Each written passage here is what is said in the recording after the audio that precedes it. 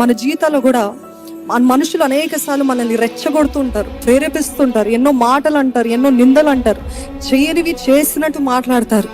దేవుడు అంటున్నాడు, control your peace. సీట్లో control your peace, control your emotions.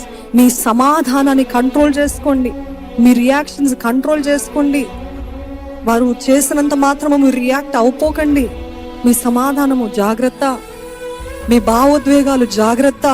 ఎందుకంటే మీ రియాక్షన్లోనే అపవాదికి చోటిస్తున్నారు. మీరు ఎంత కోపంగా రియాక్ట్ అవుతారో అపవాది ఎస్ ఓడించేస్తాను, నేను జయం పొందేస్తాను. Yes I got her react, I got his reaction.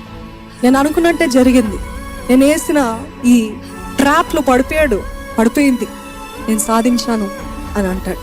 అందుకని యేసు ప్రభు ఒకవేళ ఇక్కడ మాట్లాడుంటే సిలువ ఎక్కుండేవాడు కాదండి. ఒకవేళ ఇక్కడ జవాబు ఇచ్చుంటే యేసు ప్రభు తన కార్యాన్ని ముగించుండేవాడు కాదు. ఈరోజు మీ జీవితంలో పర్పస్ ఫుల్ఫిల్ అవ్వాలా? మౌనంగా ఉండండి. ఈరోజు దేవుని ఉద్దేశము మీ జీవితంలో నెరవేర్చబడాలా? మౌనంగా ఉండండి.